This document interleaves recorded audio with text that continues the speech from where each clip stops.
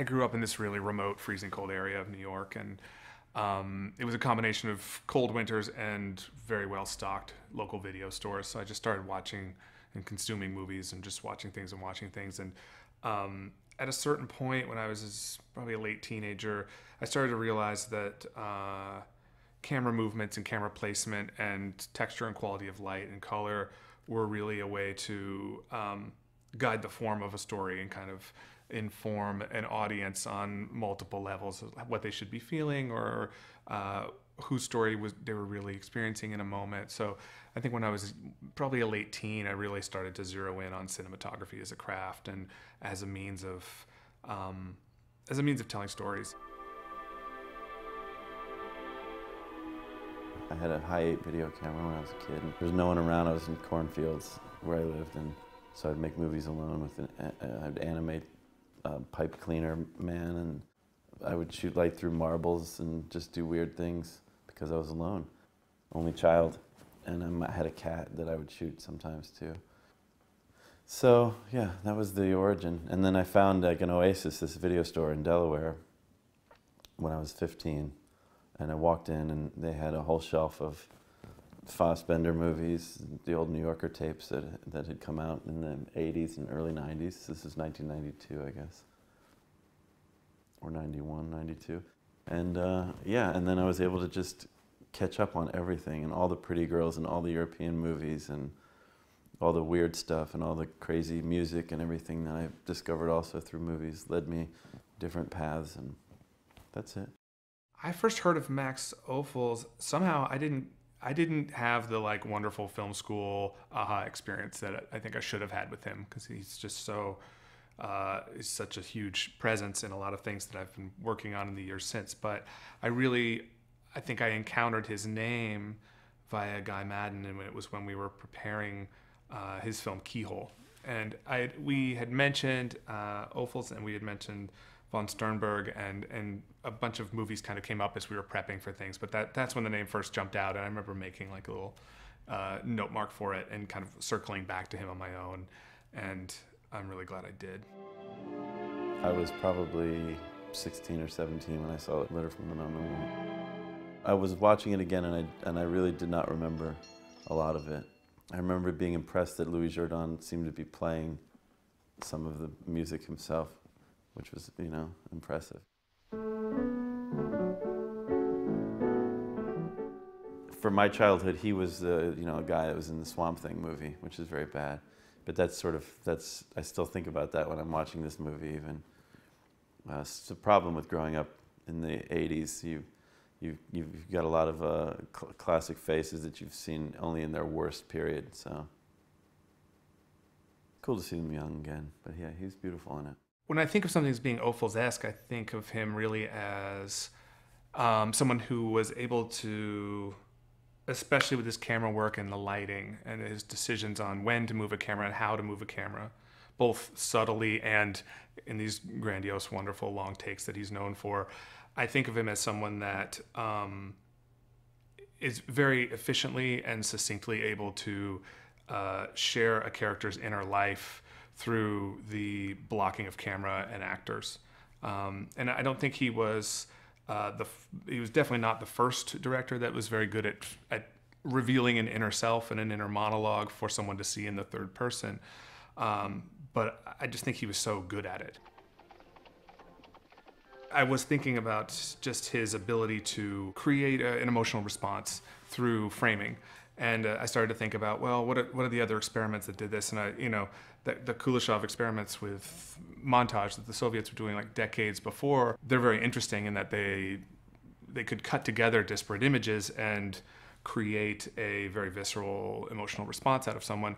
And what's interesting to me is that Ophuls is able to do it within a single frame, that he's able to create moving frames at a time when people were kind of locking off and just shooting coverage. He's able to move a frame through an environment and tell you all about the environment that these people are living in, all about their inner lives through ascension of staircases and moving through public spaces and train stations. And he's able to move the plot forward with dialogue as well. And it all sort of mixes together in this symphony. And on top of all of those things, when when you're watching one of his films, you're seeing this dance that he's created with the machinery of filmmaking. Like he's pulled off huge, elaborate set pieces, and in a way, to me, that's very restrained. Like they're unbelievably complex moves, but like all functional cinematography should do, it doesn't call attention to itself. So it serves the story, and it makes all of the subtext of inner emotions, time and place, and a setting, and the dialogue, it all sort of adds to that and makes it greater than the sum of its parts in a way that I don't think other directors were doing, definitely not at that time. Movies that are entirely manually, operated, the camera, everything is manually operated, and there's just such a, it's not a charm, I think it's essential, that I think that the more we take cameras and put them on machines and gimbals, and Steadicam is in the middle, I would say, but on techno cranes, and when its movements are all mechanical and not hand operated, there's something that's lost and sterilized by the whole experience, or sterilizes the whole experience for me. I think I really am not excited to see these robotically operated cameras anymore. So it's just one of many reasons that I love watching so much movement in these older films. Picturing the crew a little bit is fun, but also just feeling, the almost perfect, and like also as an operator, you get that in the focus and everything. And when you really nail it, it's really it's a thrill. It's like a musician probably after they soloed in a way that they didn't think they had ever done before. You get that moment. Feels pretty great, and I guess I kind of feel it a little bit when I watch some of these movies, and also knowing the size of the cameras and just everything that went into the movements and stuff. But for it to be manual, I think it's, and especially with the organic, just shooting on film, and manual movements and things, it's a lot cozier. By the time you read this letter, I may be dead. I have so much to tell you. In particular with Ophüls and this film, I think that the long takes, they fit the sort of flashback, his remembrance of what she's written structure of this story, and that things can kind of slow down and you can dwell on almost dreamlike details of things that may or may not have happened in real life. And in particular, when I think about Ophüls and his DP, these were two gentlemen that had spent part of their formative years in Austria and escaped when it was consumed by what was going on in the middle of the century in Europe. I think that when we start to see Lisa and one of her suitors move through the public squares in Linz, you're seeing like a sort of a ballet that's really a celebration of the life of a place that doesn't exist anymore. And that was very formative to two of the key creators of this film. When I was watching it, it really feels like Ophüls was like, look, there was an Austria that was not evil, it was not, it was destroyed. Just like a lot of Europe was destroyed, and there was something to celebrate here, and there was a real place and a real time. And as much as there's a flashiness and a melodrama to the characters involved in Letter from an Unknown Woman, there's also, I think, a real subtext of like, this was a lost chapter of these men's lives. And I think the long takes really let you dwell on almost a documentary feel. The lighting is also so strong, and it's so soft also, and that's what I can't figure out how to do anymore with modern tools. No one shoots black and white that way. The film stocks don't exist, obviously, so the reaction to light is so differently, but it's so different. The contrast is entirely different. Shooting in natural light versus artificial light would be even more distracting now if we tried to do that same sort of thing. But things fall off into grays and nicer ways back then too. I mean, just gelling lights, different colors in black and white does change the quality it has on someone's face, for example. Even though you think you don't have to worry about that because it's black and white, it's not true.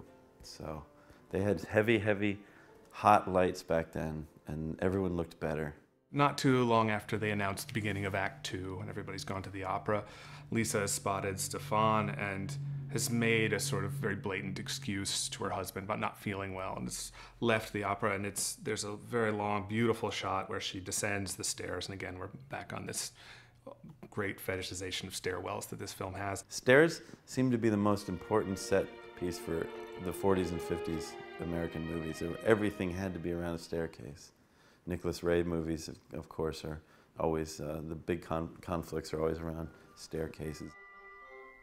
Lisa's descending the stairs, and it's just a very simple tracking shot, but there's an expanse to it. They back away from her, and it gets bigger and bigger and bigger, and there's a beautiful sense of architecture and maybe a lost architecture that maybe was not thought of as like sort of the grand Austrian idea, because we're just 3 years out of World War II at this point. And it's just a beautiful rendering of this woman's descent from her husband, and the beginnings of an abandonment of a marriage for her and an obsession with this man. So you have a literal sort of descent into a woman's psyche, but there's also this beautiful, beautiful opera that needs to be shown off. Stanley Kubrick, I think, talked about him as his favorite director, I think, at least for the form, and again for movement, I guess, and framing and things like that. So the cinematography is pretty much what I associate with him as far as like what is his style. I don't know about themes other than tragic love and loss, but the camera movement again, and just sort of this elegance. Also, it's, you know, aristocratic settings where you can have a lot of things to look at in the frame. It doesn't get too crazy with close-ups. He really lets you see the space and the places. I think the film really feels like it's very much in love with him more than her. She's very coy and cute, and your heart's always with her, but to make the movie work, it has to be so flattering to him. I mean, he just looks incredible every time. Even, I mean, he's tragic, of course. You know, he's the talented guy that just can't help himself but screw up his life. But he's constantly looking beautiful and you know, you just have to love him the whole time. He's enigmatic in every shot, and she's just sort of like a lost kitten. I feel like Lisa's so enamored with him and so just ready to sacrifice comfort and self-love and all of these things just to be with this guy who's really not that great from anybody that's watching the movie. And then I think there's also a pretty valid reading that's just like, we're seeing his version of what he thinks she's writing. And to me, there's a view of this movie that's like, it's almost like this acceptance of this like self-hatred from this Lothario, right? Like where he sees what he wants her to see him as. And then by the end, he sort of accepts his fate. That like he you know, he even looks to his house staff, and he's like, "You remembered her," and he did. He even writes her name out, and there's that moment of just like you see this acceptance, and he's gonna fight this duel with someone that's clearly gonna kill him. And it, you know, I don't know if that's an upper of an ending, but there is something interesting to me of like couching this beautiful melodrama, and it gets pretty melodramatic. Like the machinery of the plot by the end, the last 10 minutes are really like people are dying and there's typhoid outbreaks, and I feel like they very successfully take this melodrama and then have created something, whether intentionally or not, that really examines how this man sees himself through the eyes of a woman that he treated horribly. And you know, like we have her words; they're very literal there, but there's that very explicit kind of dreamy going out of focus from him reading her letter to the events of the story, and we hear her words, but to me, like we're seeing his vision of them. I mean, it's my favorite one of his movies. He's a world-class pianist, but he lives in like a boarding house for so long in the movie. I don't really understand why he doesn't have like a really nice home of his own, except I guess that he's just a kind of a little bit of a louse. And I think that that's obviously something that people always want to relate to, or sort of find something relatable in. And critics romanticize those characters, of course. I mean, if it had been somewhere else, he would have been a junkie, I guess. If the movie took place in a different time and place, he could have been any of those things. And there's always a romantic, you know, for film people, those are romantic characters, losers.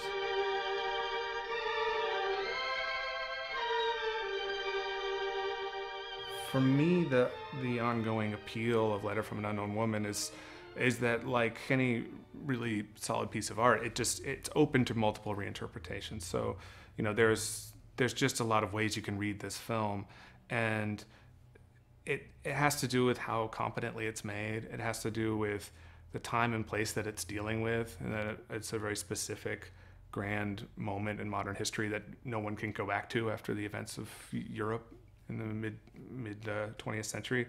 And it has to do with the structure of it, the way that we follow the words of a woman as they're seen by a man, and we might be seeing her vision of her words, but we might be seeing his version of what transpired between them, and how that those two separate readings can kind of define what people might think of as melodramatic and Hollywood-based gender roles at a certain point in time.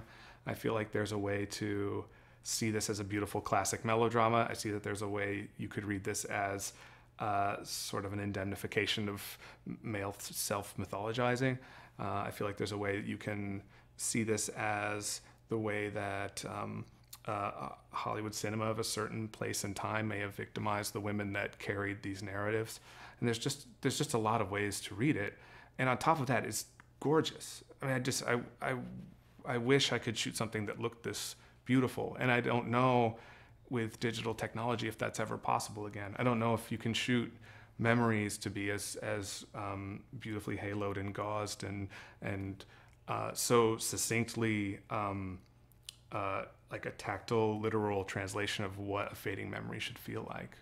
And that's creating that kind of emotional response that someone is like, that's the job of anyone telling stories in cinema. And Ophuls does it so well, and it's so timeless that we're talking about it 70 years later.